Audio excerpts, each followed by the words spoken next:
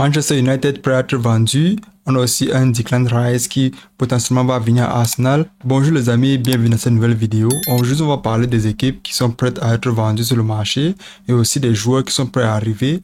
Tous les détails après l'intro.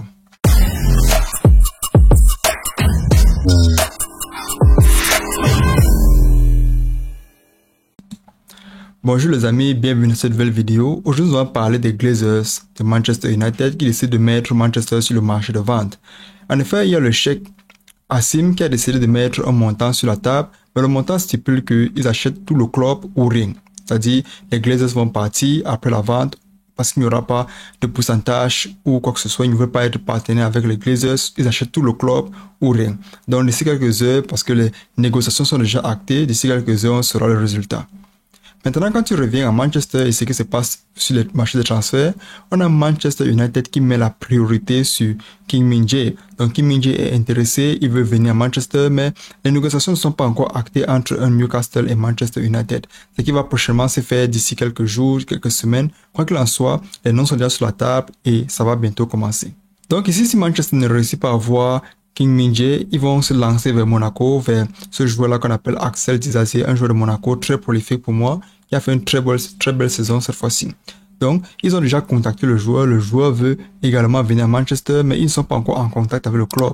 Ils ont déjà causé avec le joueur a accepté, mais avec le club, pas encore. Les négociations seront prochainement lancées puisque les agents sont déjà en contact. Ce qui est sûr d'ici quelques jours, quelques semaines, on va voir ce qui se passe entre Manchester United et Monaco pour l'acquisition de Axel Disasi.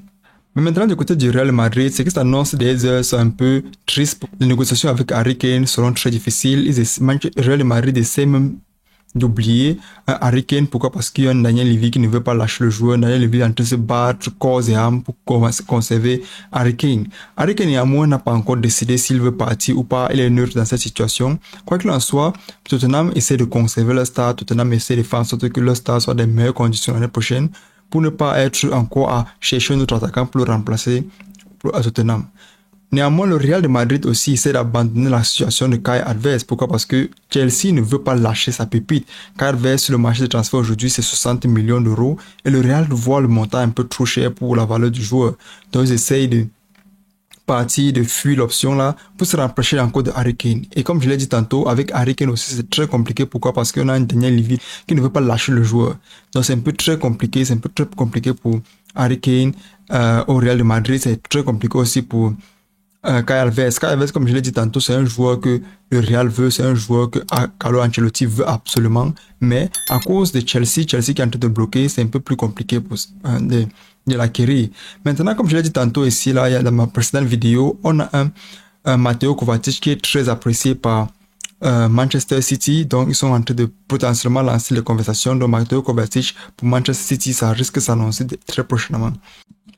Maintenant, du côté de West Ham, on a un West Ham qui jouait la finale de l'Europa Conference League contre la Fiorentina. De ici, on a un Declan Rice qui était déjà la priorité de Arsenal, qui décide d'être maintenant libre. Pourquoi? Parce qu'il voulait d'abord finir sa finale, remporter le titre en tant que capitaine du club pour être enfin plus disposé à être libéré dans le marché de transfert. Declan Rice, c'est un joueur qui va venir jouer à Arsenal comme celui-là qui sera potentiellement à l'aide de Odegaard. Pourquoi? Parce qu'il joue le même poste ou potentiellement remplacé. Pourquoi pas un Granit Xhaka qui se dirige vers le Bayern.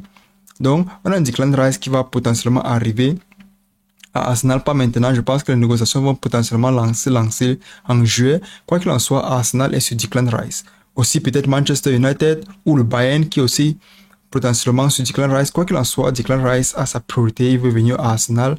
Donc, d'ici quelques semaines, on va voir ce qui se passe.